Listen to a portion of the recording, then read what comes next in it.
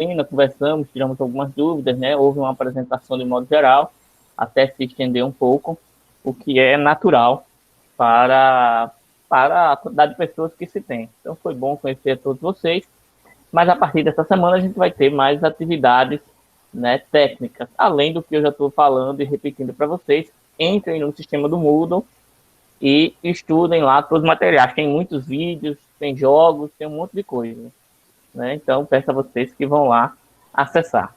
Eu vou começar compartilhando aqui uma tela para vocês. Deixa eu olhar aqui.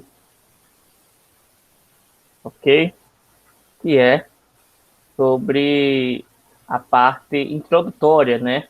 Introdutório histórico, basicamente. E também vamos falar um pouquinho sobre a situação atual da piscicultura, certo? À medida que as pessoas vão entrando, elas vão participando ativamente à medida que a gente começa, ok? Antes de a gente começar, alguém tem alguma dúvida, alguma pergunta que queira fazer antes que eu comece a falar aqui, passar os slides da aula de hoje? Alguém quer falar alguma coisa? Só abrir o microfone e falar, quem quiser, né?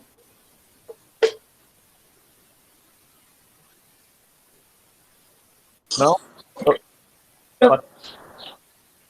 Professor, sobre o conteúdo, eu vi que tem uma diferença grande, assim, sobre o conteúdo, a prática que eu já venho vendo por aqui na região.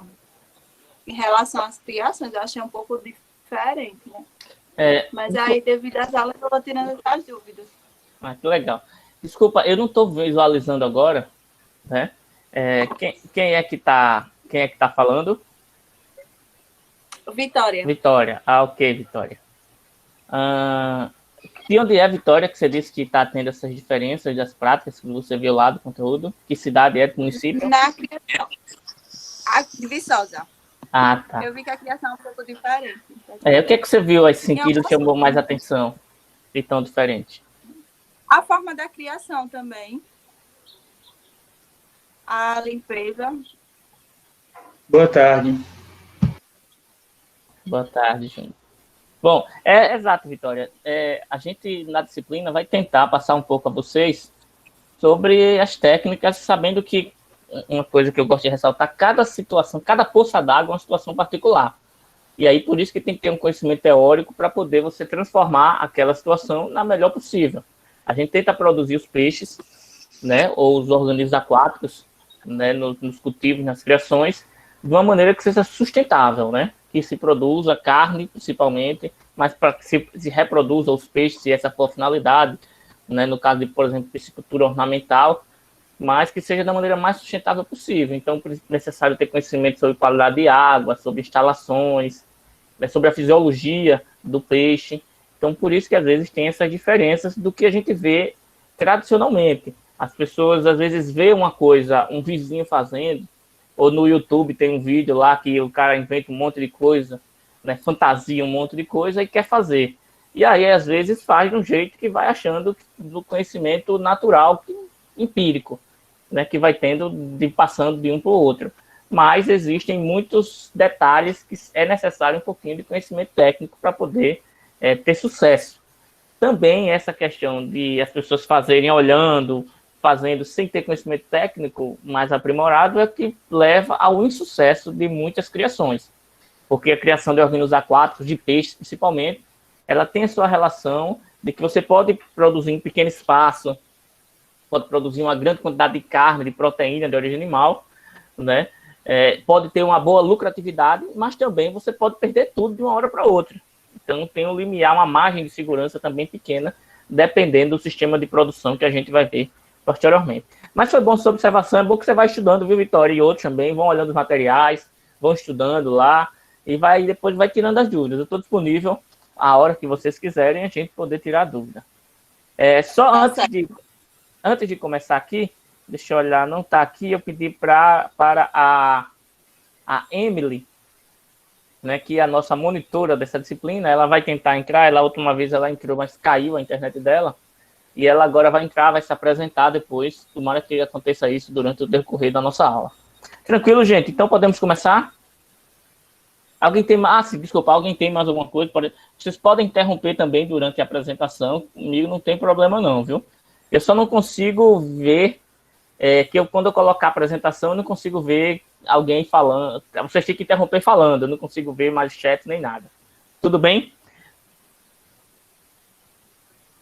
Então, vamos lá para a gente visualizar. Vocês estão vendo a apresentação aí? Sim. Está bem visível. Ok, então vamos lá. Então, só um segundo aqui. Quando a gente fala de piscicultura, né, de aquicultura de modo geral, a gente vai fazer uma abordagem histórica rapidamente hoje sobre a situação da piscicultura, da aquicultura de modo geral. Mas é necessário a gente primeiro ter conhecimento. Acho que alguém falou na última aula sobre o termo, né? A aquicultura, o que se relaciona à disciplina. O nome da disciplina é aquicultura. Há um tempo atrás ela tinha trema, né? E a gente falava aquicultura. A gente ainda chama, né, por costume, mas hoje a gente chama de aquicultura, que vem da junção de dois vocábulos, né? Junta-se aqui e cultura. Aqui quer dizer água e cultura quer dizer criação, basicamente. E aí, basicamente, aquicultura quer dizer a criação de organismos que vivem na água, criação de organismos aquáticos, né? Ou pela própria junção do nome mesmo, é criar água, né? Mas é cultivar a água. E não deixa de ser, de certo modo. Mas, como definição mais própria, a aquicultura quer dizer a criação de organismos aquáticos. Também em relação a outros termos técnicos, a aquicultura pode ser definida como a arte de criar e multiplicar animais e plantas aquáticas, ou então o cultivo de organismos aquáticos, do qual aí se inclui os peixes, os moluscos, os crustáceos, as plantas, as algas, tudo que for produzido que necessite de água, que seja necessário, a gente engloba dentro da aquicultura.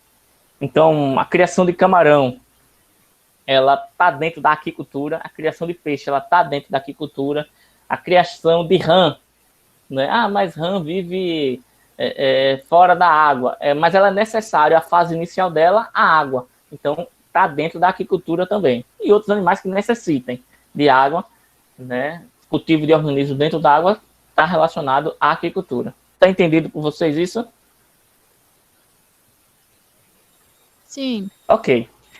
Diferente, por exemplo, de piscicultura. Já piscicultura quer dizer a criação de peixes, somente, né? Diferente de carcinicultura. Carcinicultura ou carcinocultura é a mesma coisa, quer dizer a criação de camarões. E várias outras que a gente vai fazer depois uma tarefinha de casa no final. Vocês vão saber a nomenclatura de todas essas culturas. No curso de zootecnia a gente aprende isso no primeiro período logo, né? Um monte de nomenclatura. Bom, passando aqui, como eu falando, a piscicultura é a criação de peixe, é onde a gente vai dar mais ênfase na nossa disciplina. Como eu disse, a gente vai falar mais de peixes, de piscicultura mesmo. E, vez ou outra, a gente vai falar um pouquinho sobre criação de camarão, certo? E de outros organismos aquáticos. Por exemplo, a gente fala de qualidade de água, a gente fala de qualidade de água para qualquer organismo aquático, né? Mas, basicamente, a gente vai falar mais sobre piscicultura. E é o que a gente vai dar mais ênfase hoje.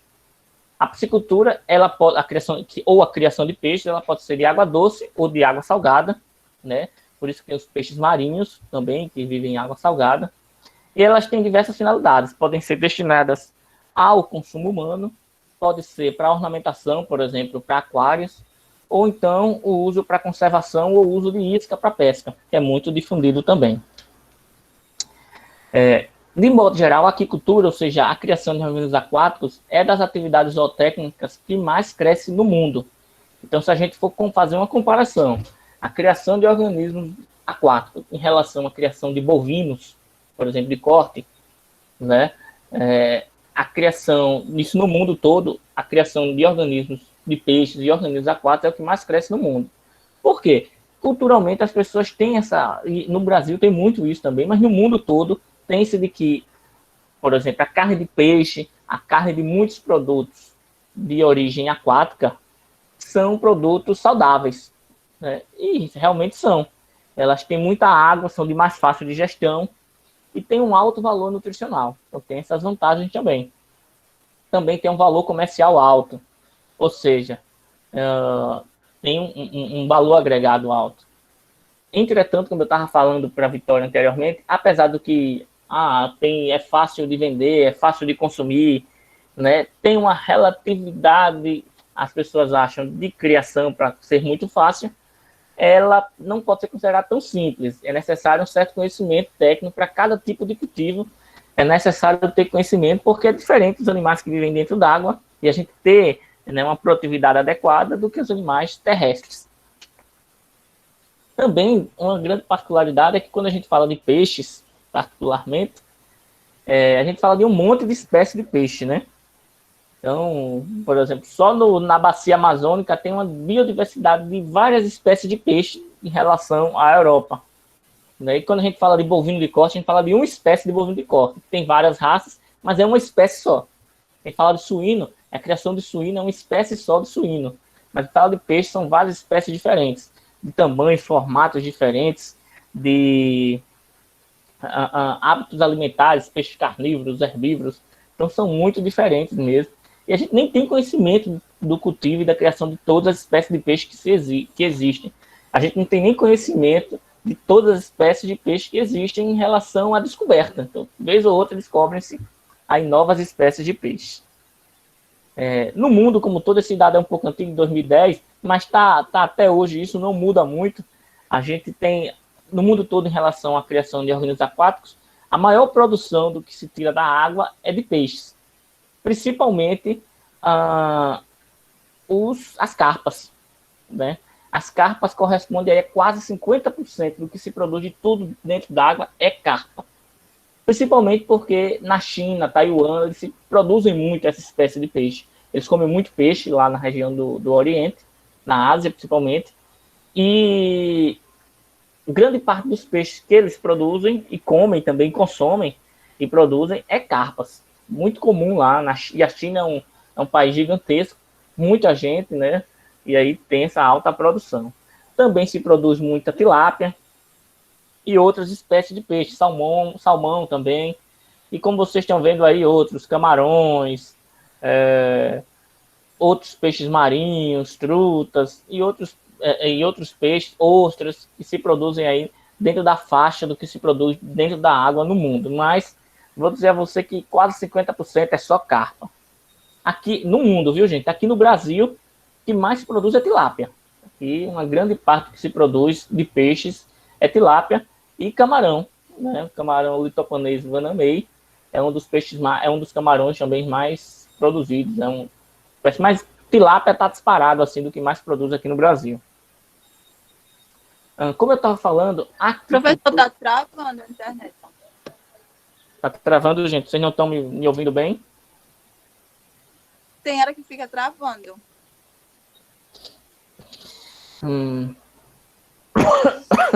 Bom, quem foi que falou? Vitória. Vitória, o que foi que você não ouviu? Eu posso repetir, não tem problema. Às vezes é a internet, né? Às vezes é a minha internet, às vezes é a internet de vocês. Dá essa travada um pouquinho. Não, eu tô conseguindo ouvir, é porque tem hora que dá uma cortada de leve, sabe? Ah, tá. Mas é natural. Eu vou deixar, inclusive eu estou gravando. Quem quiser depois reassistir, né, vai estar lá no Moodle, o link no YouTube, para vocês poderem assistir. Mas assim, se tiverem dúvidas, se estiver travou, eu repito, não tem problema não. Mas eu vou continuar, tá bom, Vitória? Certo. Ok. Pode continuar. Bom, como eu estava falando, as carpas é a espécie de peixe mais produzida no mundo. 50% aproximadamente do que se produz no mundo é só carpa. Mas no Brasil é tilápia, né? Apesar que o Tiago Jansel disse que tucunaré é muito bom, tucunaré é muito produzido e muito consumido principalmente para pesca esportiva, viu, Tiago?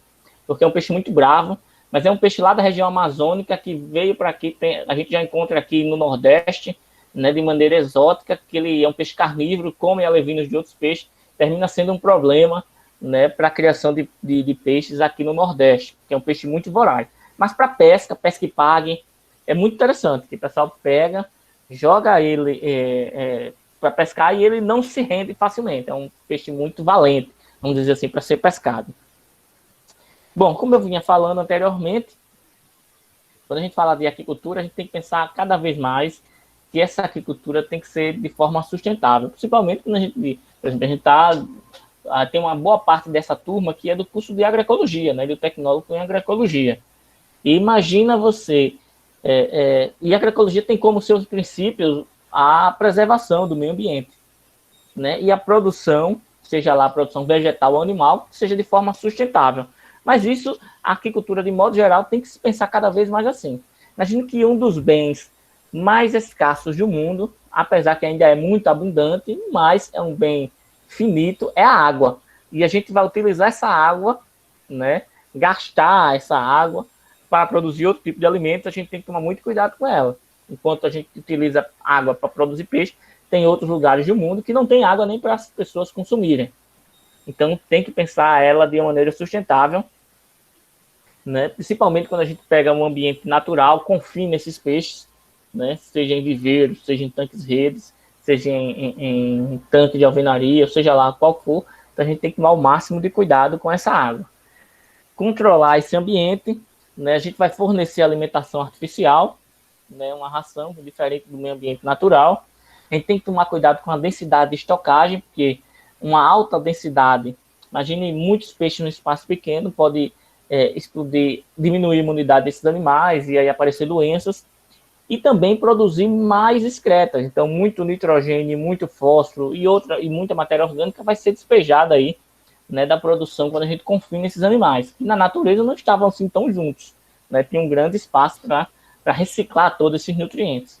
Então, a gente tem que pensar que a criação de organismos aquáticos tem que ser de forma sustentável.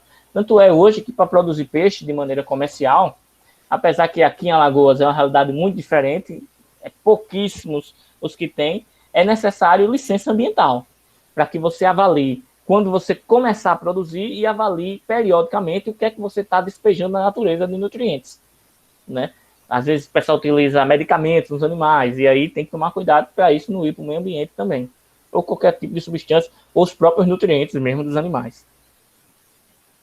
Bom, por que é importante a piscicultura? Aí tem um bocado de vantagem, né? É um atrator artificial muito comum. As pessoas têm essa natureza de criar peixe. Mesmo que a pessoa produza outra espécie animal, planta cana, planta banana, começa a criar boi, a criar cavalo, se ele tiver água, principalmente na propriedade, ou às vezes quando nem tem muita água na propriedade, ele vai ter vai cavar um buraco, vai fazer alguma coisa para produzir peixe, porque é muito tradicional do brasileiro como um todo, né? Mas o Brasil como um todo tem muita água disponível, águas naturais.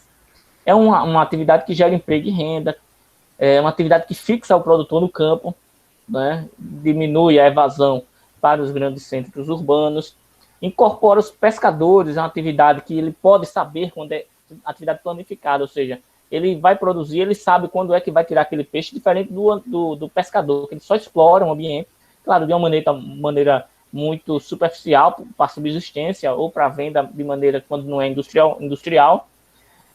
Mas aí ele às vezes não sabe quando tem peixe, ele vai para o mar, vai para o rio pescar e não sabe quando tem peixe. A atividade da agricultura não, ele começa a produzir, ele sabe que daqui a alguns meses ele vai ter aquele produto, vai poder vender ou consumir. Aproveita áreas sem interesse econômico. Imagine que você coloca um tanque-rede, que é uma gaiola flutuante, você coloca num ambiente, num rio público, por exemplo, onde ali você não ia produzir nada. E aí é diferente, você não precisa ter terra, por exemplo, para criar peixe, né? Para esse tipo de sistema de cultivo que a gente vai falar mais para frente. Diminui também a pressão extrativa sobre os recursos explorados, porque quando você aumenta a produção de peixes ou de agricultura de modo geral, você diminui a pesca, então diminui os estoques naturais de peixes. E estimula várias outras cadeias, tipo a própria agricultura, lazer como pesca e pague, o turismo também, então estimula outras atividades econômicas. Então tem uma série de vantagens aí a criação de peixe. Certo? Então fiz essa breve introdução aí, para a gente começar a falar um pouquinho sobre o histórico, né?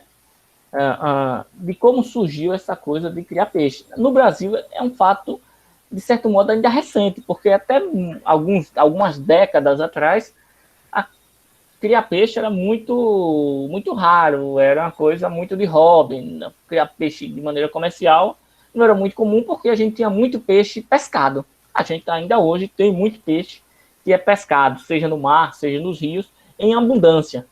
Nas últimas décadas, isso foi diminuindo e aqui no Brasil, cada vez mais vem crescendo a criação, diminuindo a exploração dos ambientes naturais.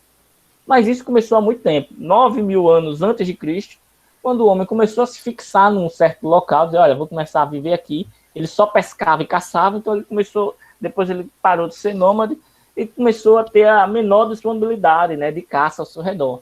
E começou a formar as cidades com essa junção, começou a diminuir a sua pesca, e ele começou a pensar que, então eu preciso criar, preciso plantar.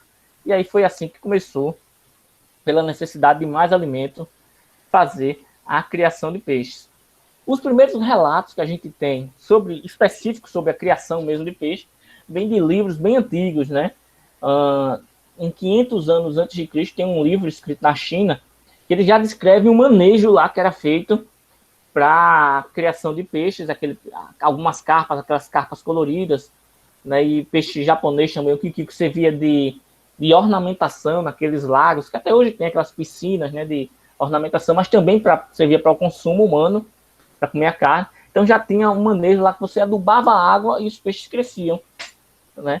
Então já tinha esse manejo. Basicamente, o que acontecia? Você adubava a água, aumentava os nutrientes, aumentava a produção de plâncton, de algas, e os peixes se alimentavam dessas algas, desse plâncton. E aí os peixes cresciam mais rapidamente.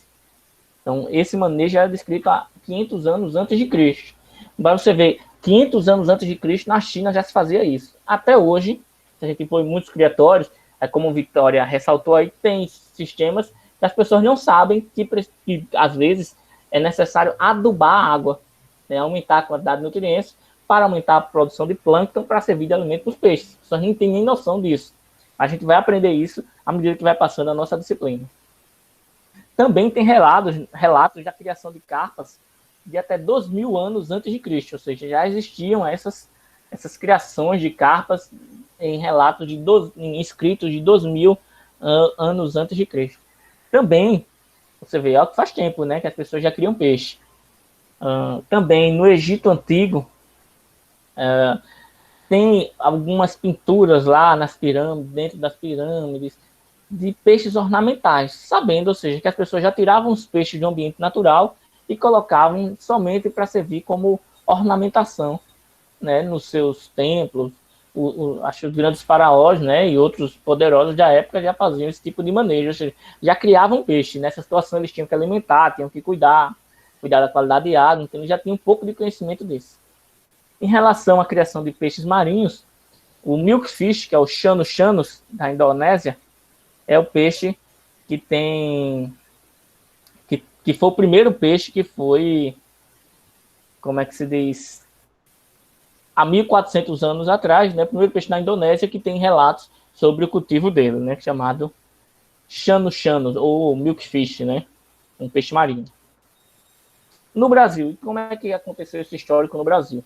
No Brasil, como eu disse, não é tão antigo assim os relatos de criação de peixe. A gente tem peixe hoje, por exemplo, na Amazônia, na região norte, as pessoas ainda pescam muito peixe. A criação de peixe ainda não é tão comum. Existe muito também, claro. Mas a gente tem muita água lá na região norte, as pessoas pescam peixe na beira da calçada de casa, vamos dizer assim, né, de certo modo. Aqui em Alagoas tem muita água, no Brasil todo tem muita água, né, então tem muito peixe também.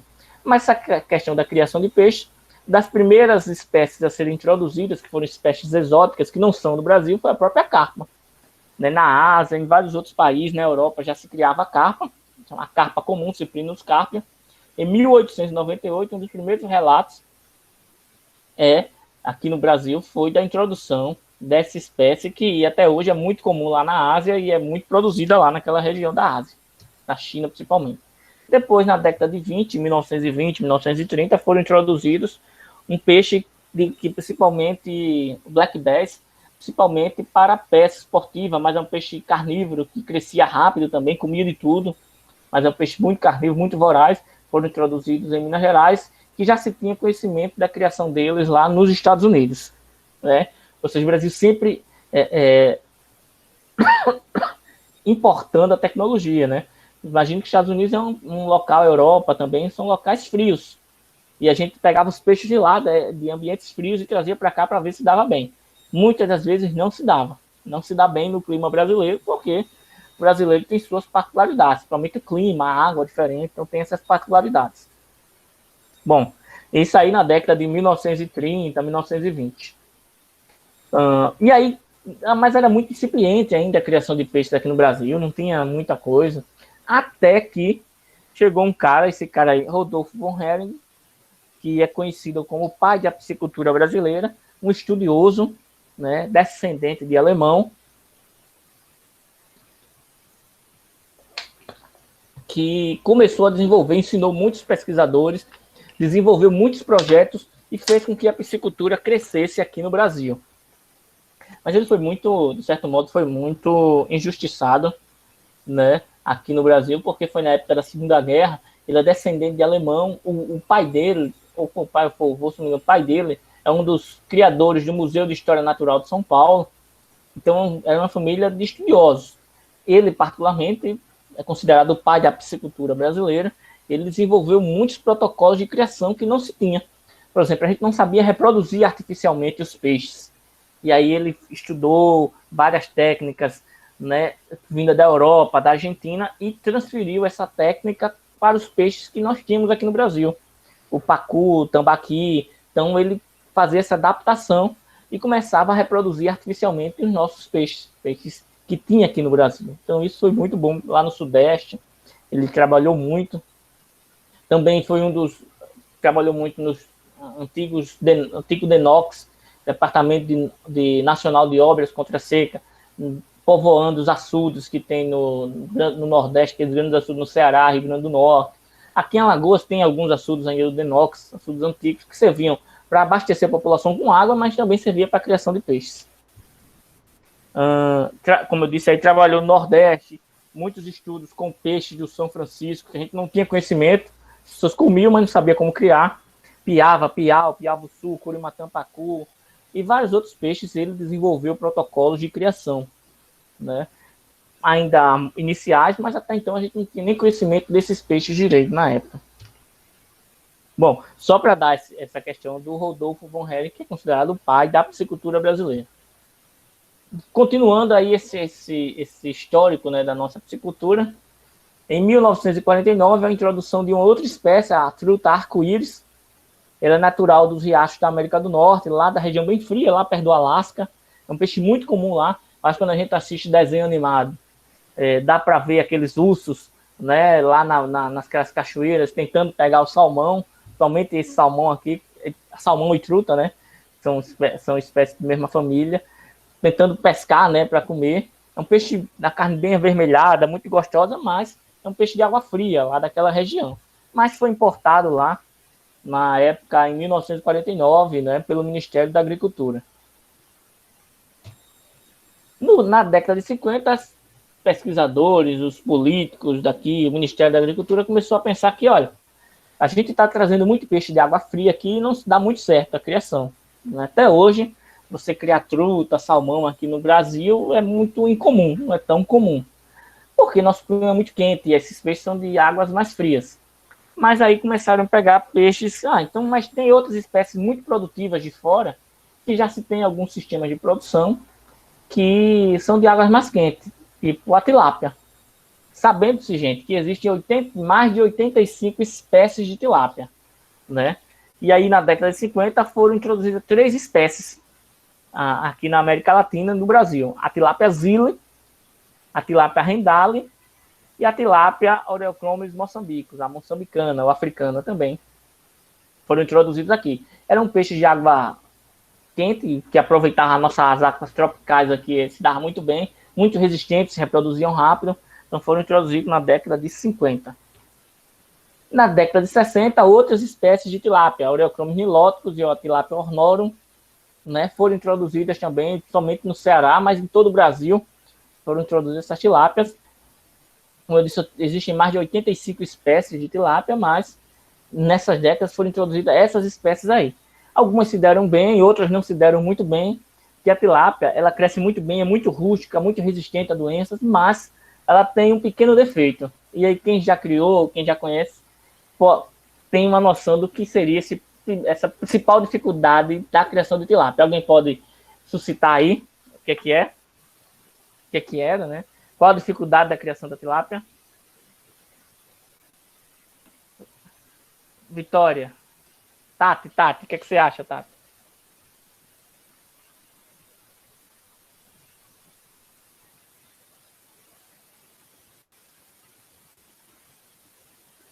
Ninguém ouviu o seu som, Tati. Pelo menos eu não ouvi, né? Mas tudo bem.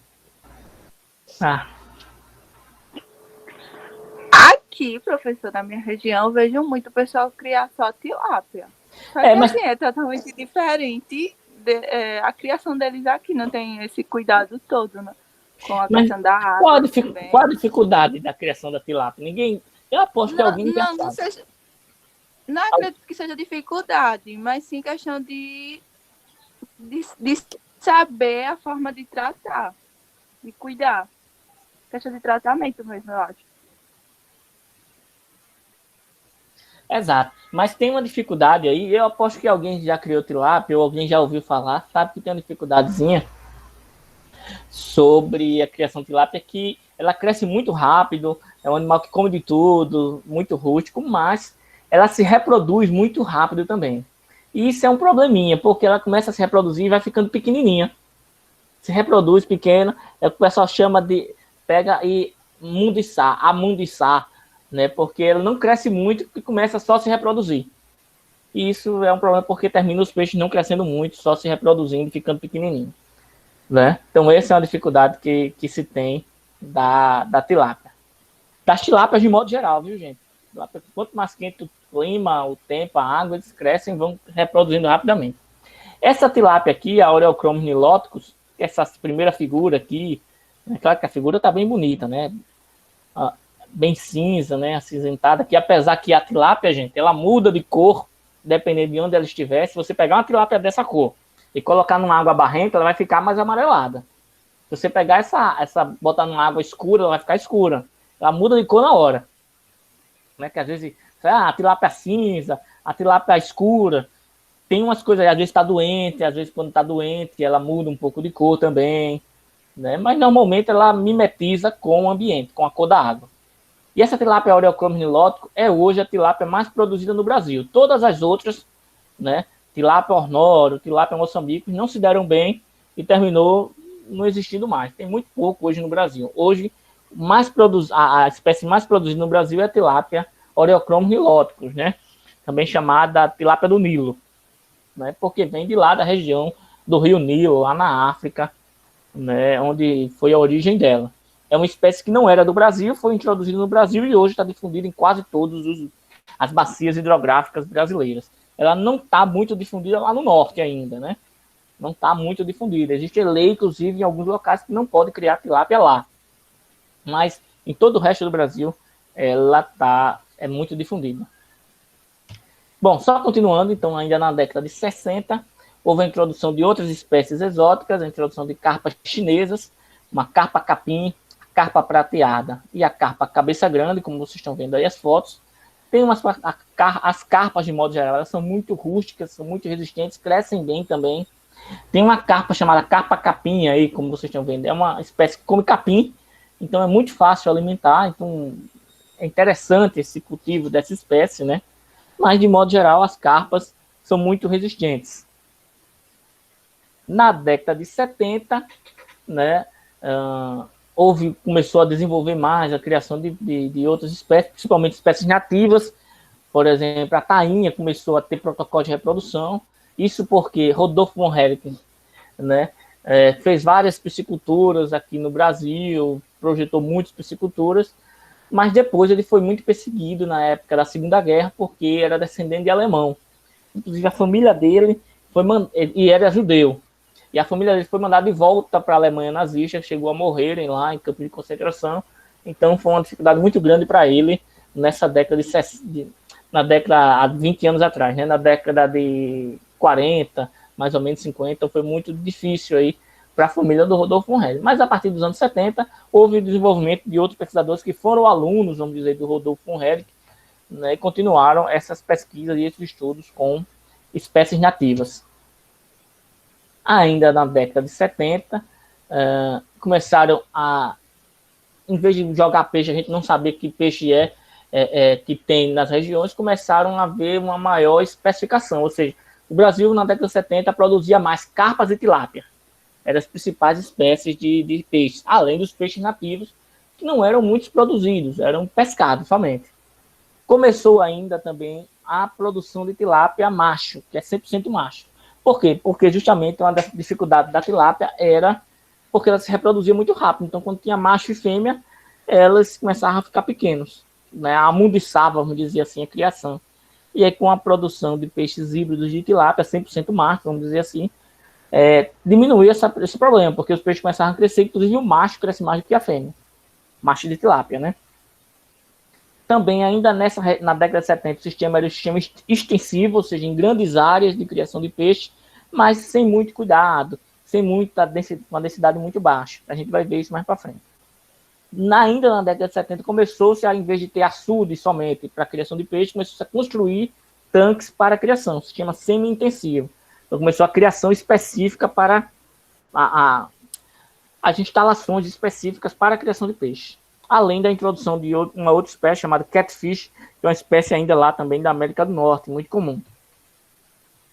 Nesse sistema semi-intensivo, começaram aí, e aí quem tiver um pouquinho mais de idade, ou por exemplo, em Viçosa, né, que tem uma galera aí que é de Viçosa, vê ainda culturalmente as pessoas criando peixe com outras espécies, tipo, criar peixe com pato, peixe com marreco, peixe com ganso, né?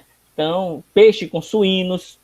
Então, tem esses são sistemas semi-intensivos que tem ainda essa tradicionalidade, essa tradição de criar peixe dessa forma. Nessa década de 70, aí começou alguns manejos de calagem, adubação, que já se tinha no mundo como um todo, no Brasil começou. A risipicicultura, que é a criação de arroz junto com peixes, que era muito cultural lá na China, né, e no Japão começou até hoje, aqui na região de Porto Real do Colégio.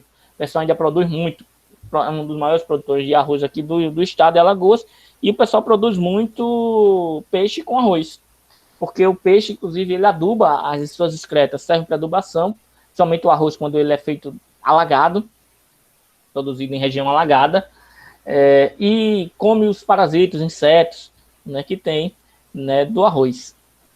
Também a criação de búfalo com pirarucu e com tilápia é interessante porque no Pará tem muitas regiões alagadas onde se cria búfalo. E os búfalos, eles defecam na água, né, e vão excretando. E a tilápia, ela, quando é colocada nesses ambientes alagados, ela se reproduz muito rápido e fica as tilápias amundiçadas, pequenininha. Entretanto, o pirarucu é um peixe carnívoro, que ele come essas tilápias. Então, tem essa estreita relação da criação dele. Além também, que é muito comum a gente ver a criação com marreco e peixes, né? Porque, inclusive, as excretas dos marrecos ou de pato servem para adubar os viveiros onde estão esses peixes. Além da suinopiscicultura também, que é a criação de suíno e peixes. Na década de 80, que a gente está chegando, viu, gente? Estamos andando lá na cronologia, mas estamos chegando no nosso tempo atual.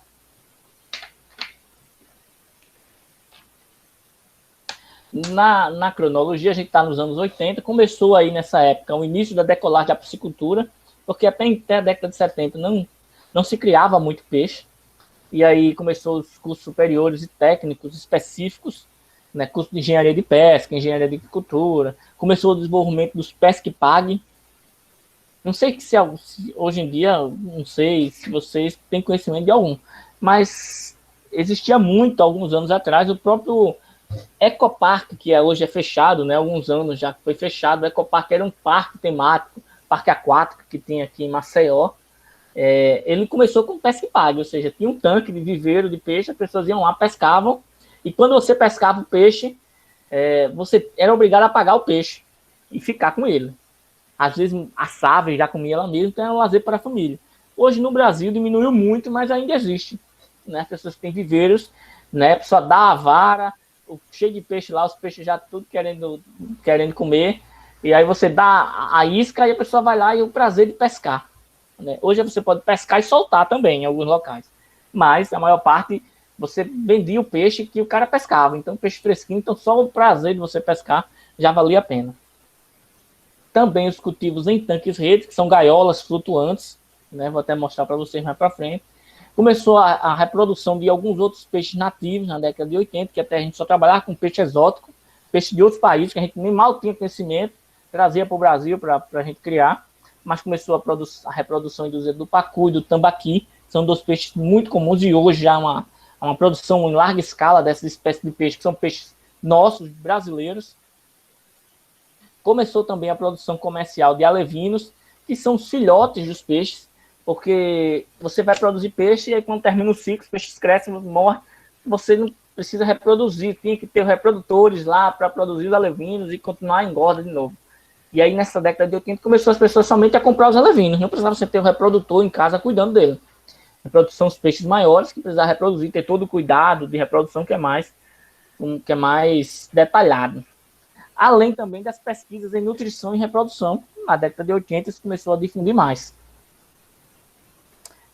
Na década de 80 também começou o surgimento do cruzamento, do acasalamento, do cruzamento de espécies diferentes, tipo, para produzir híbridos. Peixes híbridos são peixes que não se reproduzem, eles têm um vigor híbrido que crescem mais, tipo tambacu, que é quando você coloca o tambaqui com o pacu, né? O paqui, o tabatinga, a patinga. Então são espécies diferentes, de mesma família, mas de espécies diferentes. Eles se reproduzem, né? Mas os filhos deles não geram outros filhotes. Isso porque justamente ele é híbrido. Além também o híbrido, ele consegue agregar características das duas espécies. O tambaqui é um peixe que cresce muito, mas é pouco resistente ao frio. Já o pacu é um peixe que ele não cresce tanto, mas é resistente ao frio. Então você junta essas duas espécies, você tem um peixe que cresce bem e que é resistente ao frio. Entretanto, ele não vai se reproduzir, mas pelo menos você tem ali um peixe híbrido nessas condições. Também foi feito na década de 80 primeiro grande projeto público, né? Foi financiado, que é com tecnologia israelense, chamado de RESUS. RESUS são grandes tanques, vamos dizer assim, com água corrente, pode ser indoor, ou seja, fechado em um ambiente, ou aberto, como vocês estão vendo aí na figura, onde a água, você tem uma alta densidade de peixe, você vê a quantidade de peixe aí que tem nesse primeiro tanque aí, mas também a água corrente é forte, né? Uma condição de risco, você tem uma alta densidade, mas também um gasto de água e energético muito grande. Então foi o primeiro projeto que teve de risco ainda na década de 80. Também ainda na década de 80 começou as primeiras rações específicas para peixes. Carpio, que era para carpa, trutil, que era para truta, porque até essa época o povo ainda dava ração de suíno para peixe, ração de galinha para peixe, ração de cavalo para peixe. Nessa época da década de 80, né? Vamos dizer que a gente está em 2020, então a gente já está aí há 40 anos do início das rações, né, para peixes, e ainda tem muita gente que faz isso, viu? E dá ração de outras espécies para peixe, sabendo que espécies diferentes têm exigências nutricionais diferentes. Aí os restos, né, só para vocês verem. Começou-se o processo de, por exemplo, Santa Catarina começou a produzir mais camarão, né? Houve a introdução na década de 80 ainda de outras carpas, né, como a carpa húngara e o bagre africano. Na década de 90 houve a maior maturidade da atividade, onde começou a difusão das indústrias de tanque-rede, onde você podia comprar o tanque-rede pronto, não precisava você construir. Tanque-rede são essas gaiolas flutuantes que você coloca nos rios, nos açudes, nos ambientes aquáticos, você consegue conter os animais aqui numa melhor condição.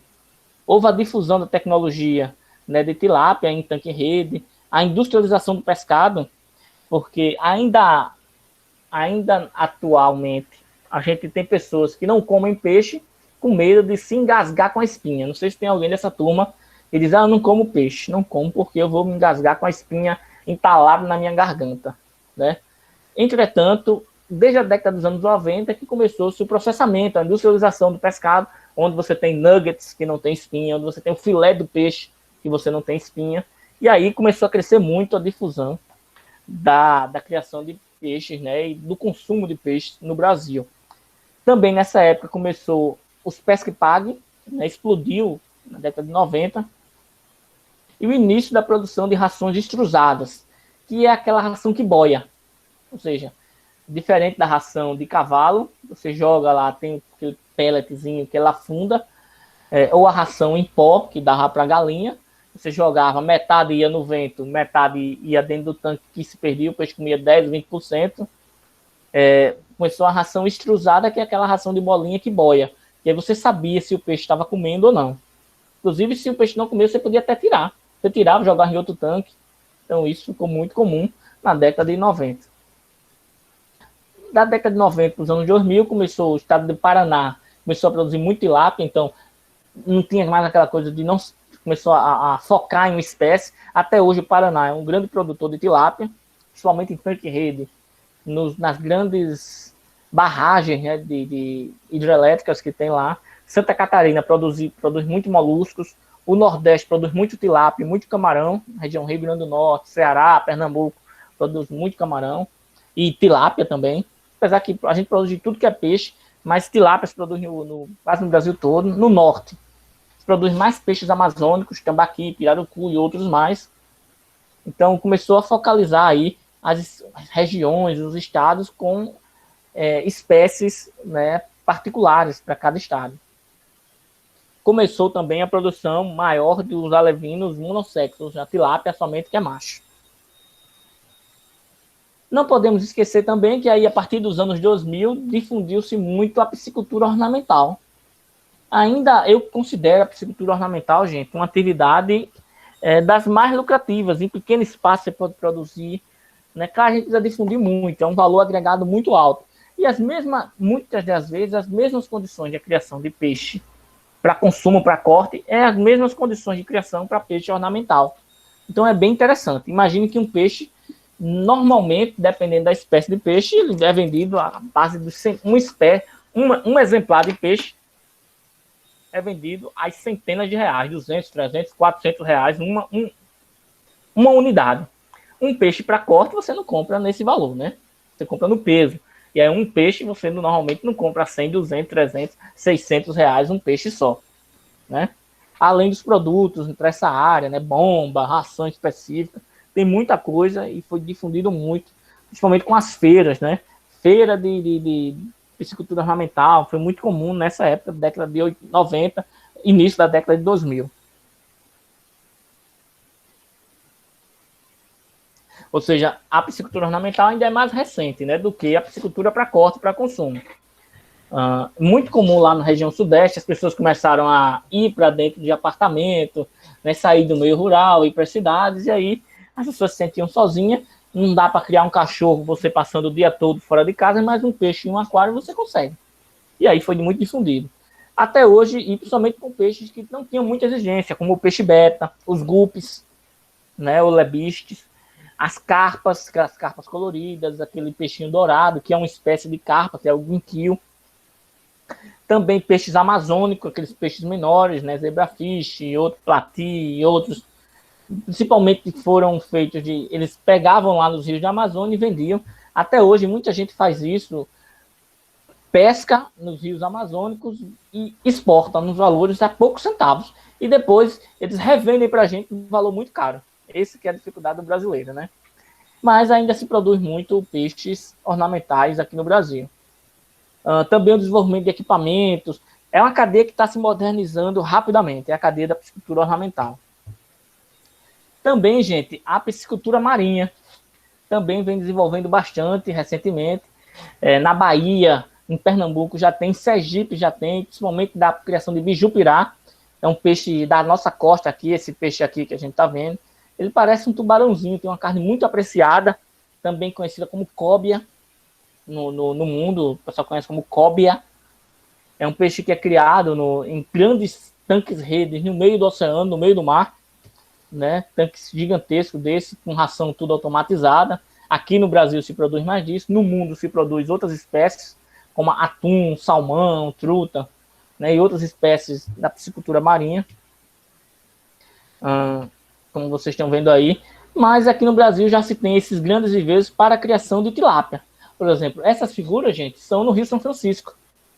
Né? No Rio São Francisco já se tem, por exemplo, a empresa Netuno, é uma empresa que produz, ela é uma integradora, vamos dizer assim, onde ela fornece a ração, dá um certo investimento e o produtor somente cria. Ele consegue criar, às vezes uma associação de produtor vai criar em grandes viveiros ou tanques menores e faz essas criações, né, de maneira automatizada já em grande quantidade. Olha aí a quantidade de ração para ser fornecida em um dia, né? Na região de Pernambuco, do Rio São Francisco, que é Floresta, se eu não me engano, não me recordo se é Floresta, na região de Pernambuco, Petrolina, antes de Petrolina, eles têm uma grande criação de mais de 2.000 tanques-redes lá. Então, tem muito. Aqui em Alagoas também tem muito tanque-rede, região de Delmiro Gouveia, né, tem bastante. Então, Paulo Afonso, onde se pode criar tilápia em grandes viveiros também, além de viveiros menores. Uma máquina já para produzir, para retirar os peixes sem ninguém nem tocar nos peixes. Então, já é uma produção considerável, né, na região do Rio São Francisco. Aí, tirando os peixes sem ninguém nem tocar nos peixes. Daí vai direto para o frigorífico para ser comercializado. Ou melhor, ser manipulado, né? Ser beneficiado e depois ser comercializado. Entretanto, gente, já estou finalizando, viu? Sei que eu falo bastante aqui, estou tentando até acelerar um pouquinho. A produção no Brasil como um todo ainda é essa aí, é a piscicultura semi-intensiva em viveiros escavados, onde o produtor ele cavou lá o seu viveiro escavado e produz peixe. Os pequenos produtores ainda são maioria, né, na criação de peixes no Brasil como um todo, necessitando aí de muita assistência técnica, muito conhecimento técnico, e vocês, como futuros profissionais técnicos na área, que irão dar essa assistência, que é o que mais demanda para aumentar a produção de peixes no Brasil. Bom, vou fazer uma pergunta para vocês então aí. O que é que vem então acontecendo atualmente? Eu cheguei aqui até a década de 2000, né? O início da década de 2000, estamos em 2020. E hoje, como é que está a piscicultura? Como é que está a aquicultura no Brasil? Ou em Alagoas? Ou no seu município aí? Qual a realidade hoje da piscicultura, de modo geral? Quem pode falar? Hein?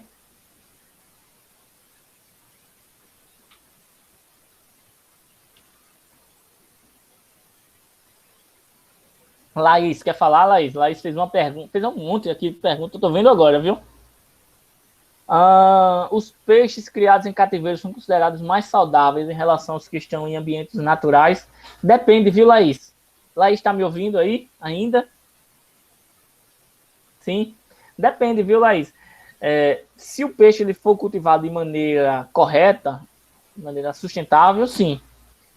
Mas se o ambiente natural ele é poluído, então às vezes o de cultivo é melhor. Se o ambiente não, se a pessoa vai criar peixe num ambiente de alta densidade, né, não é sustentável, e aí é o contrário. Então no cultivo ele é de pior qualidade. Mas isso está mais relacionado, viu, Laís, à qualidade de água. Normalmente, num ambiente de cultivo, você não vai manter uma qualidade de água ruim. Sempre vai manter uma qualidade de água boa para os peixes crescerem. No ambiente natural, não. No ambiente natural, a gente não tem controle. A pessoa despeja um esgoto, e aí, ou outros dejetos, outra coisa, e aí a qualidade do peixe também não vai ser tão boa. Depende do ambiente que ele é criado. A Lagoa Mundaú não é um parâmetro muito bom para a gente levar em consideração. É uma água já bem ruinzinha, né? Vez ou outra, e eu espero que isso não aconteça, em vez ou outra aparece mortandade de peixes lá.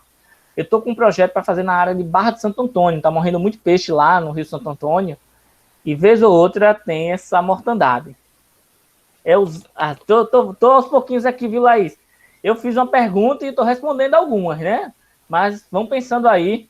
A pergunta que eu fiz foi o que vem acontecendo atualmente no Brasil, né? Que eu já falei aí como é que estava, chegando até a década de 2000, nós estamos em 2020. O que é que vem acontecendo hoje? Que aí vocês têm relação direta, vocês assistem, leem meios de comunicação, sabem o que está acontecendo e a realidade de vocês.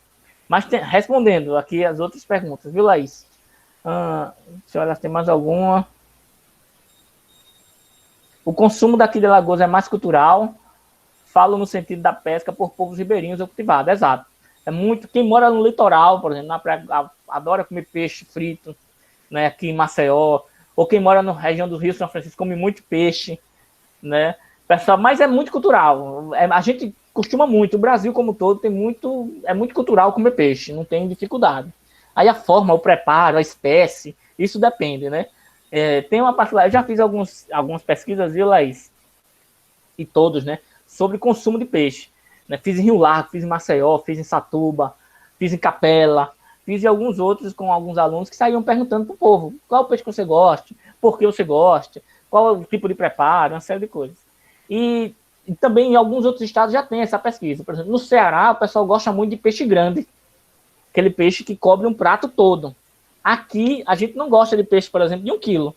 Não é que a gente não gosta, é menos comum. A gente come peixes um pouquinho menores. E lá, por isso que a criação de tilápia é mais demorada lá. Demora mais o peixe dentro de um tanque para ele ficar maior. Para as pessoas comerem aquele peixe grandão, de 2 quilos. Aqui não. Aqui você comer uma tilápia de 2 quilos é muito raro. Né? Você come tilápia de 700, 800 gramas, no máximo. Você nem acha isso, às vezes, quando você vai pedir para comer. Então é muito cultural também.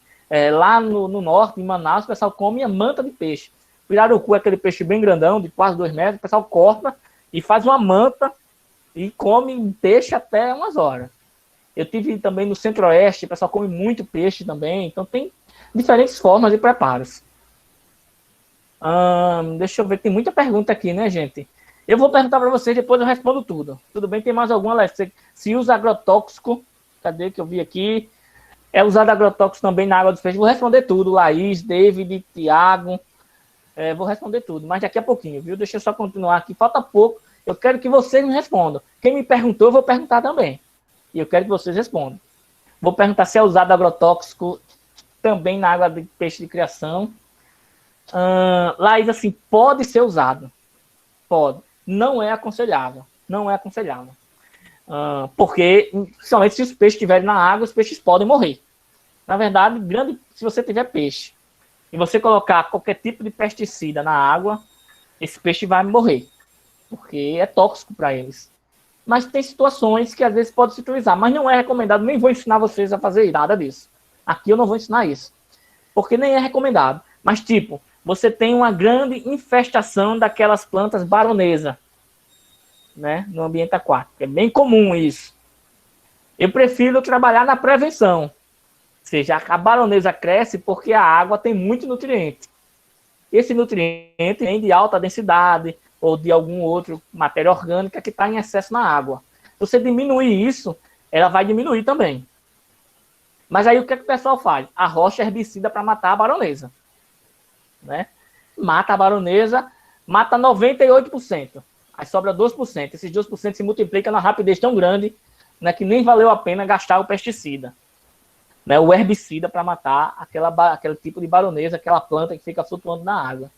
Sabendo que a baronesa vai consumir o oxigênio dos peixes também, então não é tão bom, mas ela está ali por uma situação de desequilíbrio da qualidade da água, certo? Mas eu nem recomendo, eu não acho que seja interessante, não. Também pode usar, está infestado de uma certa doença no peixe, aí o pessoal coloca um tipo de pesticida, algum medicamento na água que vai matar aquele parasito do peixe. Nem recomendo também, não é muito recomendado, mas tem esse tipo de uso, mas de modo geral não se usa, certo? Mas vou dizer assim, nunca se usa, ninguém usa, tem gente que usa, mas eu acho que dependendo de como você cultiva, nem é permitido, viu? Se for um ambiente natural, você tem que saber para onde é que vai jogar essa água depois, e aí nem sempre é muito comum. Bom, respondi algumas, vou responder tudo já já, mas eu quero saber de Laís. Laís está podendo falar, não, é Laís, que eu perguntei, você só deu um sim aí no chat, é isso?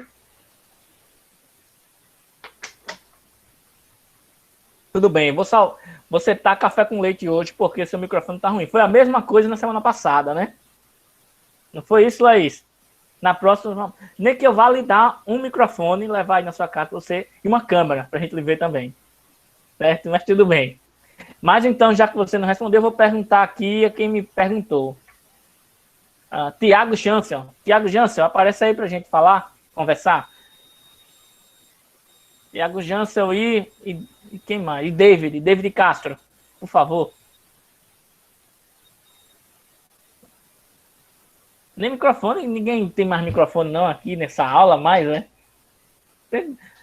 eu quero perguntar para vocês aquela pergunta que eu fiz para todo mundo, né? Que é o que vem acontecendo atualmente na piscicultura. Hein, gente? Ninguém quer falar, não? Cadê o Thiago Jansen? Tem câmera, nem... Ah, não tem câmera nem microfone, tô em um computador sem nada, pelado. Tudo bem, tudo bem. O da...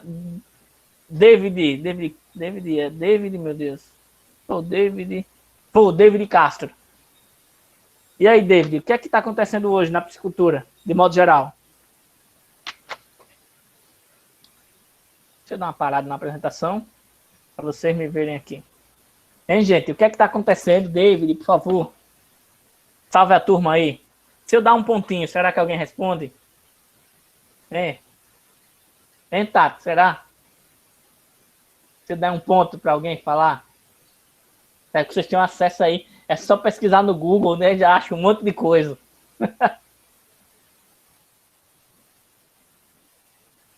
Você dá um ponto, você dá meio ponto. Oi, Tati. Não tô ouvindo, Tati. Não sei se sou eu, é o meu fone aqui que tá ruim. Tá me ouvindo? Agora sim. Me diga É o o que... meu que eu tô aqui, que eu tô pelo notebook, e aí eu vou desativar aqui.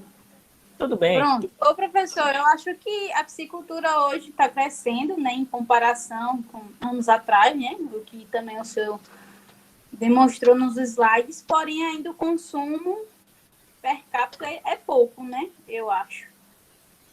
Podia aumentar, né? As pessoas comerem mais peixe, né? É.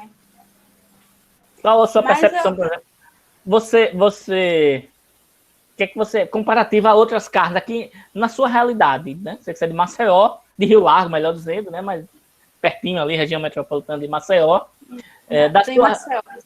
Tá em Maceió, né? Tudo bem. Então, do consumo de peixes com carne bovina, com carne suína, com aves. Qual a tua percepção comparativa? Rapaz, ainda a carne bovina ainda é mais consumida, né? É a mais consumida, mas, porém, em termos socioeconômicos, aves e peixes está dentro do bolso do brasileiro, né? Está podendo, além do suíno também, né? Porque são carnes mais baratas, digamos assim. Vamos dizer assim, de modo geral, Vitati, você está certo também. A carne de frango é a carne mais barata que a gente tem hoje. É o ovo, né? O ovo é a proteína animal mais barata. Né? Ovo, leite e a carne de frango. E a carne bovina, ela aumentou muito de preço, né? Recentemente. Mas a carne de peixe, o filé do peixe ainda está caro. O Brasil é o segundo maior consumidor de carne ainda bovina. Pois é. A gente consome muito carne bovina, né? É tradicional nosso, né? Mas a gente poderia comer muito mais peixe. Peixe é uma carne saudável, mais leve, mas ela ainda é cara. Se a gente for comprar o filé, né, o filé da tilápia, ela tá mais cara que a carne bovina. Aí tem vários outros, se você comprar um peixe inteiro, aí fica mais barato, mas aí você tem que preparar, tirar, eviscerar. Tem as particularidades. Por exemplo, o filé de salmão também é um peixe também meio que ainda está bem caro, né? Então tem essas particularidades, mas ainda não está tão acessível os peixes de melhor qualidade.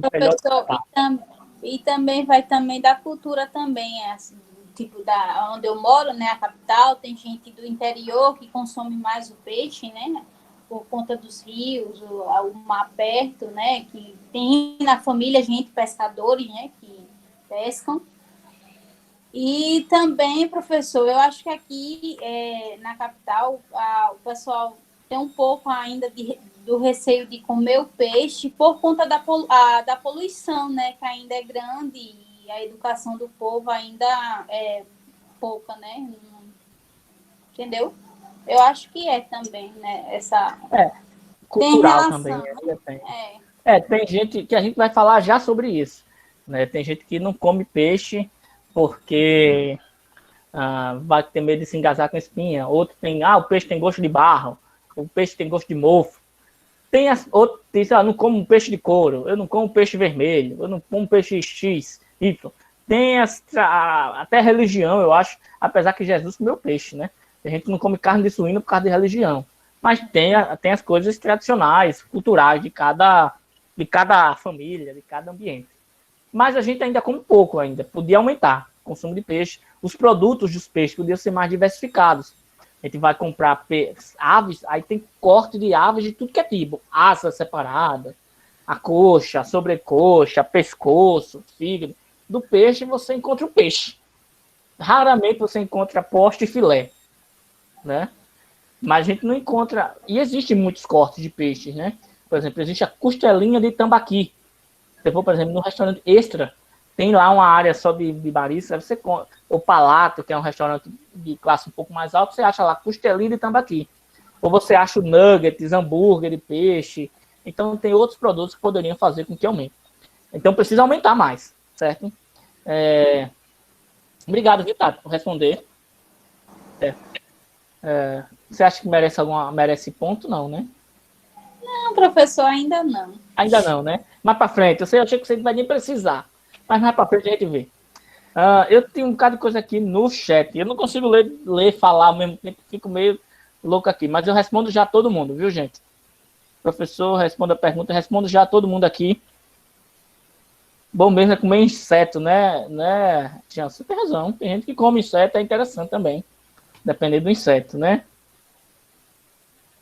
E David está dizendo que em Viçosa não usa muita tecnologia, mas depois que você passar pela disciplina, viu, David, você vai levar toda a tecnologia possível para ir para Viçosa. Não tem muita automação, né, Laís? Lá também. Alto custo de energia, de alimentação é o entrave, viu, Laís? Também a alimentação corresponde a 70% da cultivo de peixe, então tem esse problema também. Deixa eu voltar para lá. Vou voltar aqui, deixa eu colocar aqui para apresentar novamente.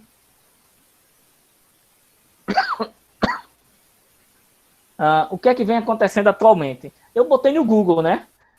O David disse que a Tati pesquisou no Google, mas eu conheço a Tati, eu sei que ela estuda, né, Tati? Não precisa disso, não. Mas, assim, se a gente for pesquisar no Google, como eu fiz aqui, você pesquisa lá no Google o que é que vem acontecendo atualmente, ou então bota lá a palavra-chave piscicultura. Aí, achei um bocado de notícias lá. Tipo, piscicultura muda a vida de assentados no Ceará Mirim, Rio Grande do Norte. Piscicultura registra crescimento de 300% no Amazonas. Piscicultura duplica a renda familiar no sudoeste baiano. Piscicultura passa por um momento de expansão em diversos estados. Aquafar discute rumos da aquicultura brasileira. Sebrae capacita piscicultores da cadeia produtiva de Balsas. Polo de aquicultura vai disciplinar licenciamento ambiental. Então tem um monte de coisa aqui, notícia, mas se a gente for fazer uma tradução ou tentar especificar o que tem aqui, a gente vê que no Nordeste vem crescendo muito a piscicultura, né? Ceará vem crescendo bastante, principalmente de tilápia, em pequenos assentamentos, ou seja, é muito cultural também a criação de peixes, é uma alternativa para a população que necessita de pequenos espaços. Não sei se tem alguém que é de assentamento, mas eu já trabalhei em assentamento, eu vi as pessoas que tinham 2 hectares de terra, né, 6 tarefas, 5 tarefas, né, de terra, tinha água lá e o cara queria criar 20 bovinos de corte, numa região super árida, né? Eu digo, olha, se a gente for ver numa região extensivamente, gado de corte é uma unidade animal por hectare. Aí o cara quer criar 20 no espaço. Acabava o pasto, em poucos dias, aí ele ficava dizendo que o bicho estava com fome. Em relação à piscicultura, você consegue criar em menor espaço, tendo água, né? Também tem essa particularidade. Então, tem outras características que fazem com que, em pequeno espaço, consiga ter uma lucratividade maior. Registra crescimento de 300% no Amazonas, então a região norte vem crescendo muito também. Aquafar discute rumos da agricultura brasileira, ou seja, o conhecimento técnico vem sendo difundido na área. O Sebrae vem capacitando para profissionalizar os piscicultores.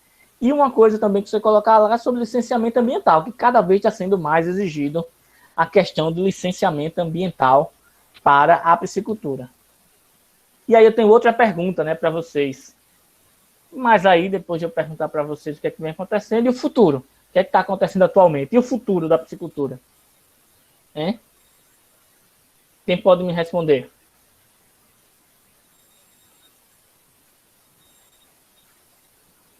Será que a gente tem futuro, né, na piscicultura? Eu acredito que sim, professor. Como é que você acha que vai estar o futuro da piscicultura?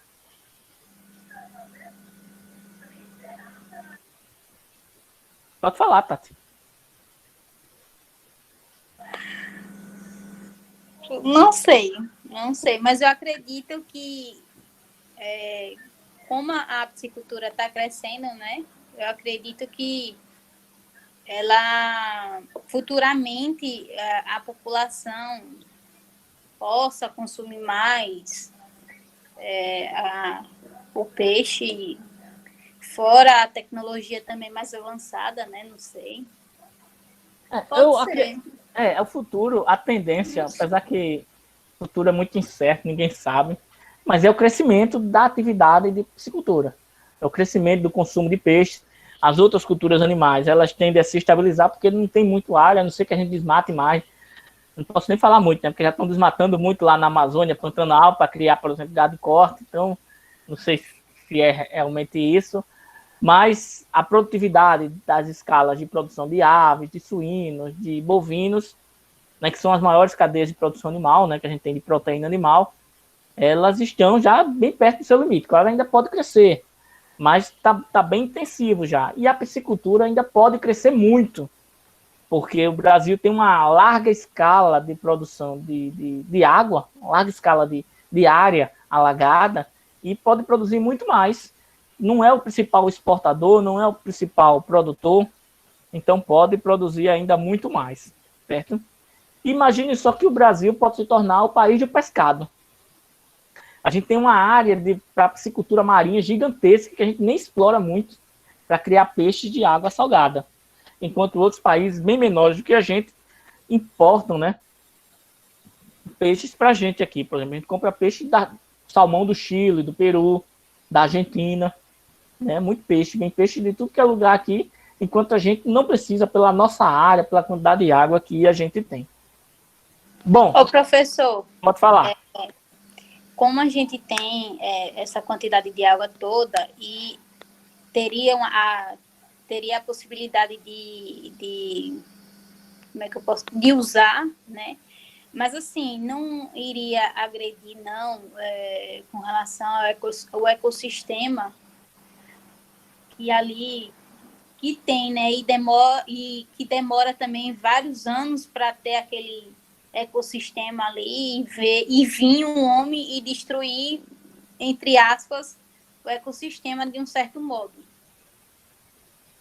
Então, Tati, é o seguinte, se você produzir e fazer uma criação de modo sustentável, você não vai agredir o meio ambiente. Ao contrário, existem muitos experimentos e pesquisas que dizem assim, onde às vezes eu coloco um tanque-rede em um ambiente natural, a população de peixes ao redor, por fora do tanque-rede, aumenta. Onde se ele não tivesse, né, ia diminuir muito. Então, se fazer de maneira sustentável. Agora, se fazer de uma maneira irracional, aí sim pode prejudicar sim o meio ambiente. Tipo, eu vou produzir um peixe carnívoro em tanque-rede, e de repente, no ambiente natural, de repente esse tanque-rede se rompe e esse peixe ele pega e vai para o ambiente natural. Ele vai degradar outras espécies. E aí termina sendo muito prejudicial. Então, se fazer de uma maneira sustentável, numa densidade adequada, numa alimentação natural adequada, não vai ter problema, ao contrário, aumenta a biodiversidade de outras espécies de peixe naquele ambiente. Então, não teria problema. Estou dizendo também, a gente tem uma área grande, se a gente utilizar 0,02% do que a gente tem de água, 0,002%, a gente era o maior produtor mundial de peixes. Então, a gente tem muito a se produzir. Tem locais que, claro, eu não acho que seja possível também, mas a gente tem muito local possível de se produzir peixe. Certo? Para a gente finalizar, eu vou passar um videozinho para vocês de 5 minutos depois disso aqui. Em linha geral, a gente pode dizer que a piscicultura é um agronegócio bastante lucrativo, mas ainda está em estruturação. E isso representa uma grande oportunidade para aqueles que querem ingressarem na atividade nos próximos anos. Por existirem diversas cadeias produtivas, este agronegócio comporta empreendedores com perfis diversos, de microempreendedores, de peixes ornamentais até grandes produtores de peixes, porém necessitando de mão de obra qualificada. Então, esse é um dos principais problemas que a gente tem A gente não tem mão de obra qualificada para a produção desses peixes. Deixa eu ocultar aqui. Ok? Só para finalizar, vou passar um videozinho aqui rapidinho para vocês. Deixa eu ver aqui se eu consigo. Quem está aqui? Para a gente voltar aqui, certo? É um vídeo, ele está em português de Portugal, então tem um sotaquezinho, mas de piscicultura marinha, para vocês terem ideia da grandiosidade, do tamanho, né, que se tem em outros países da produção de peixes em mar aberto. Ok? Já está todo mundo vendo aí?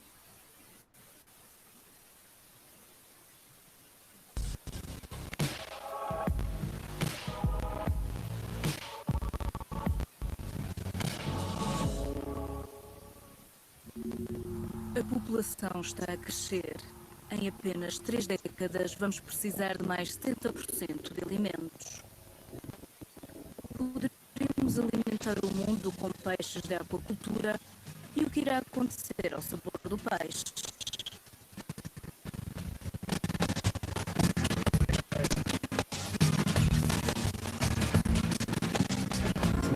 Os peixes de captura sabem sempre melhor. Estes chefes não pensam assim.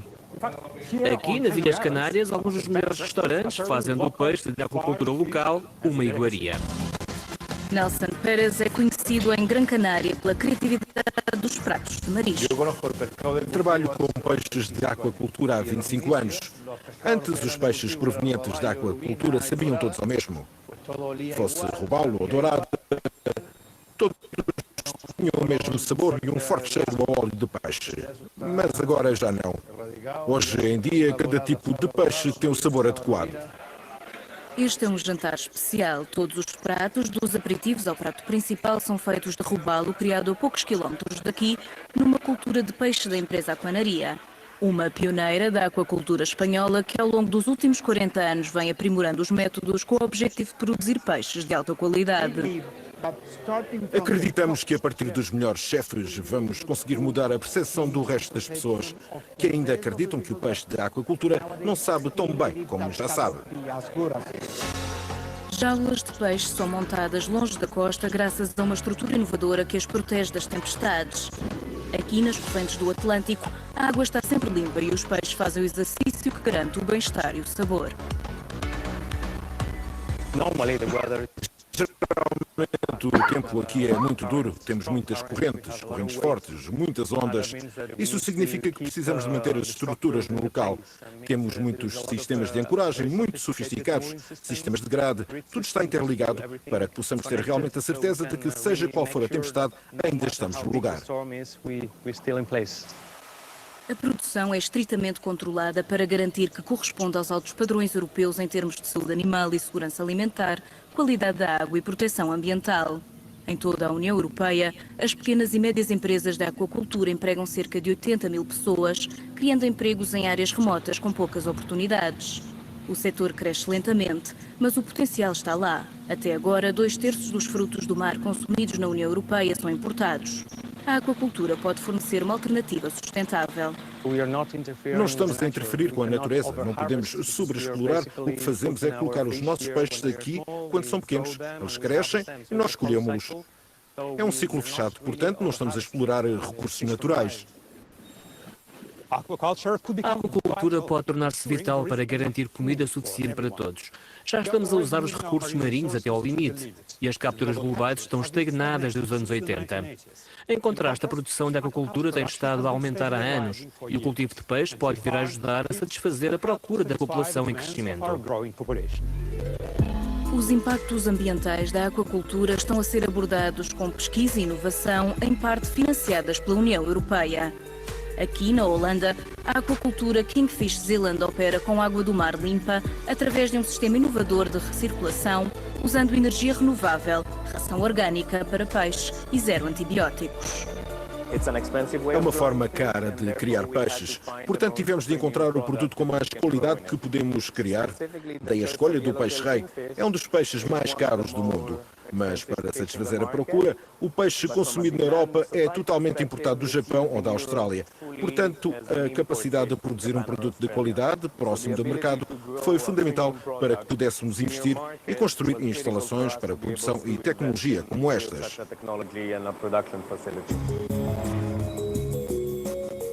A procura é insaciável. Muitos restaurantes estão a ponderar substituir espécies selvagens ameaçadas ou produtos importados congelados por peixes locais frescos e sustentáveis que agora podem ser fornecidos pela aquacultura europeia.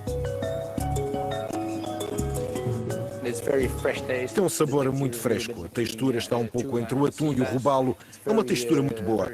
Nós assamos, fritamos, grelhamos, podemos servir cru ou até fazer um ceviche. É um peixe muito versátil, apto para ser usado em muitas preparações.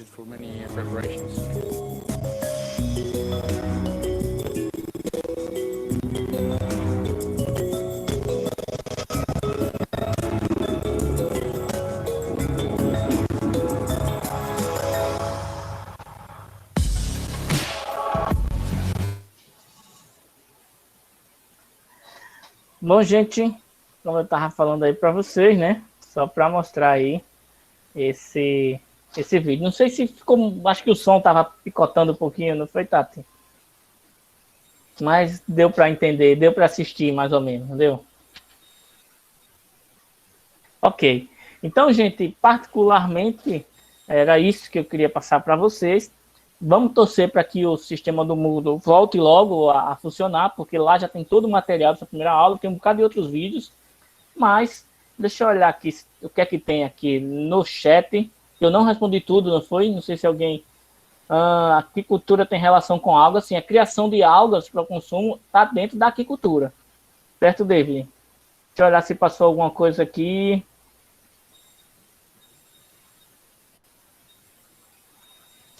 Tiago Jansel, você perguntou se é a pilápia. A pilápia é a mesma da tilápia, viu? A pilápia é porque dependendo da região, as pessoas chamam pilápia, pilape, mas é somente a pronúncia das pessoas que vai acostumando e aí vai passando, mas é a tilápia. É a mesma espécie. Deixa eu ver aqui. Não tem mais nenhuma pergunta não, né, gente? Não sei se passei batido aqui, mas não estou vendo nenhuma interrogação.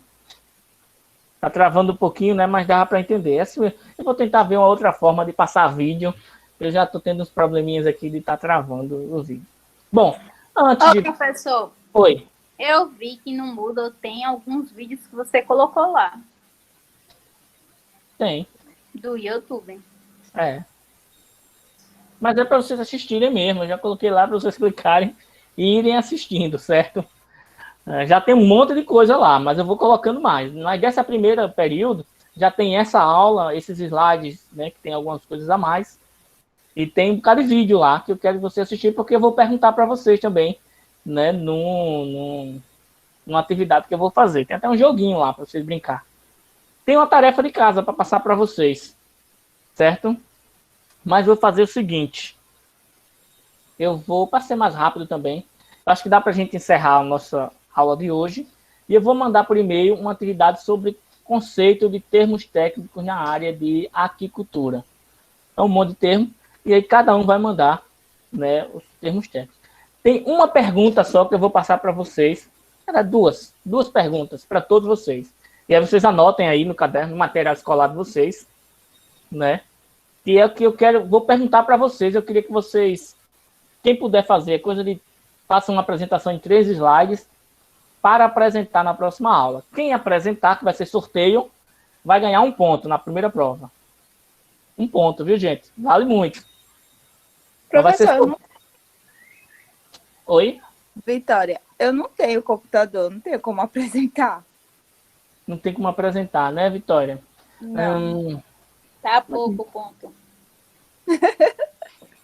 É uma dificuldade, viu, Vitória, de algumas pessoas que não têm computador para poder fazer um slide, né, no computador.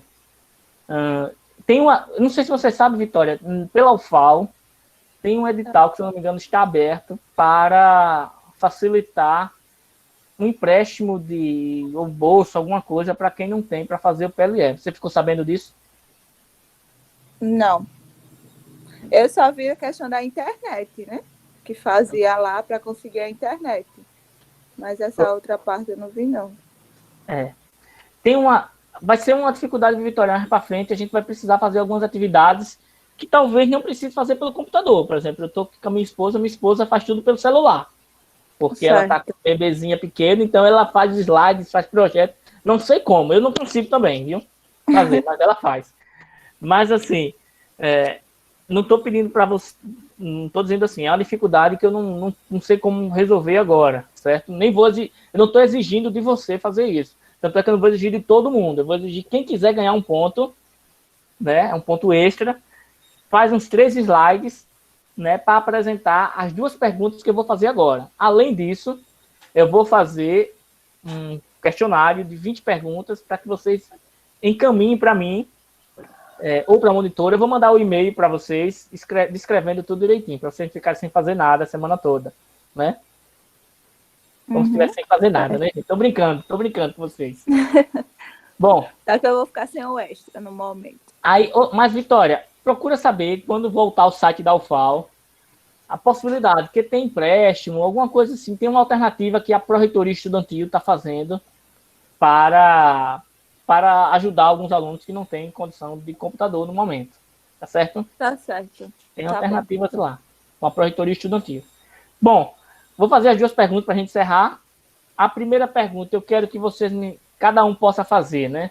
3 slides. Aí quem quiser ganhar um ponto, eu vou sortear na próxima semana, a pessoa vai apresentar rapidinho 3 slides para descrever, eu vou até escrever aqui, descrever o ciclo do nitrogênio na água.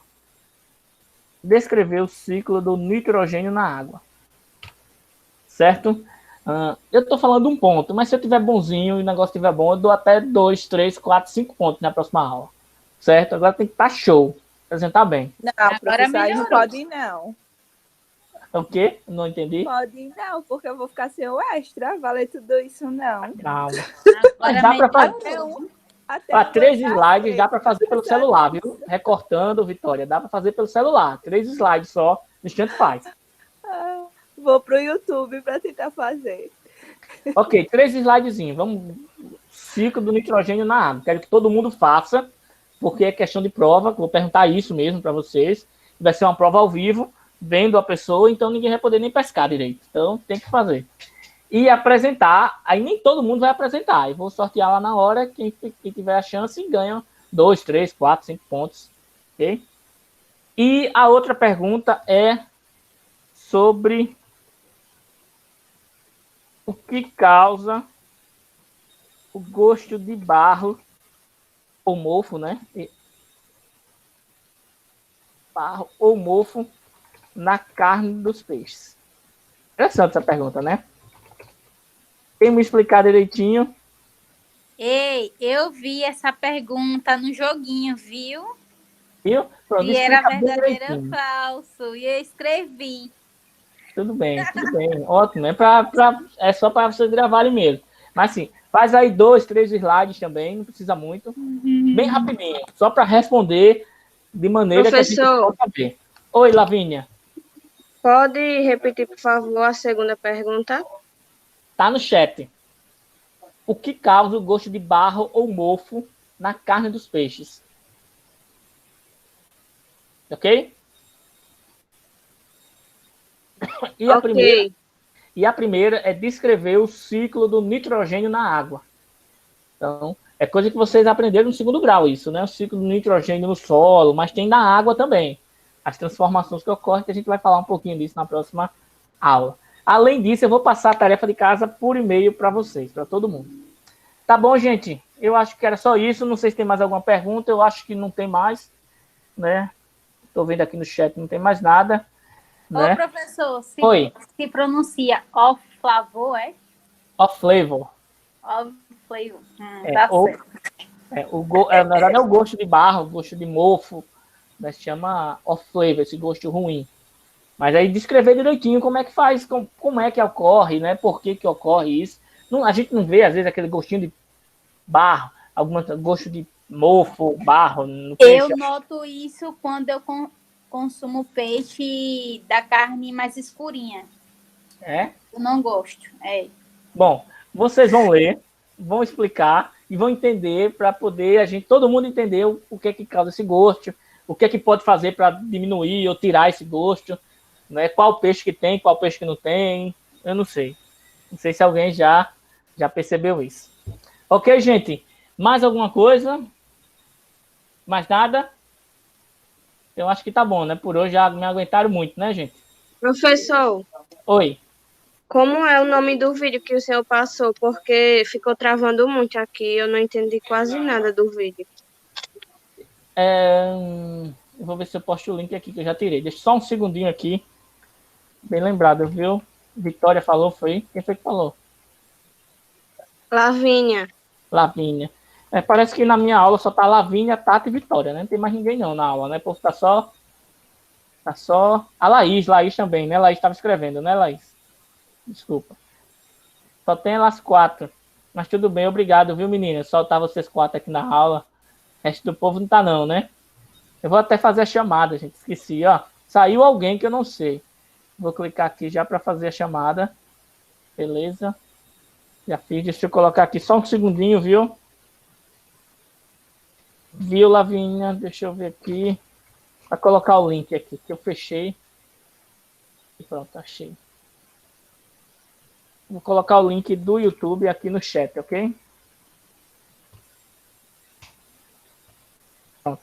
Esse link aí é o nosso vídeo. Agora, tem outros vídeos, viu, Lavínia, no Moodle. Entre lá no Moodle, certo? E tentar explorar o máximo lá, principalmente dessa primeira aula. Bom, tem Se mais eu algum... conseguir entrar, eu entro, porque desde ontem que eu tinha que responder as outras atividades e não consegui ainda.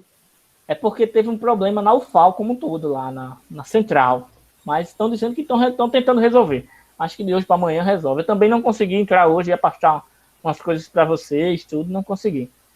Bom, mais alguém, gente? Antônio Filho, David, Camila. Professor. Oi, Camila.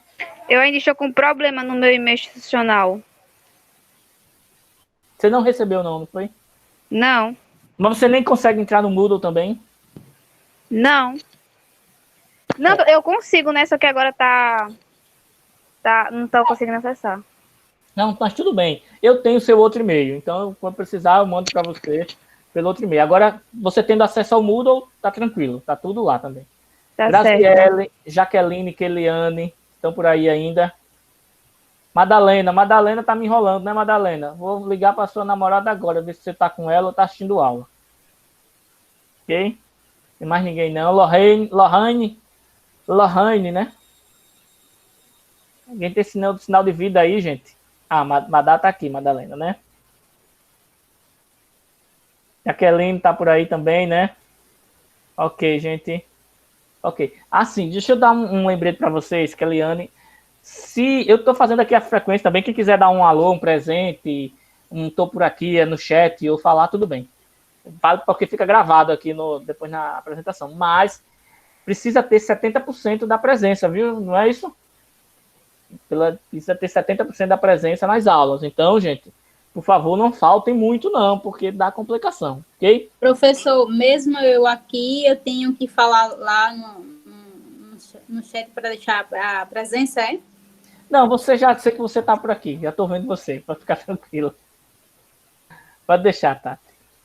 Bom, gente, Antônio Filho, um abraço, rever vocês e até a próxima aula.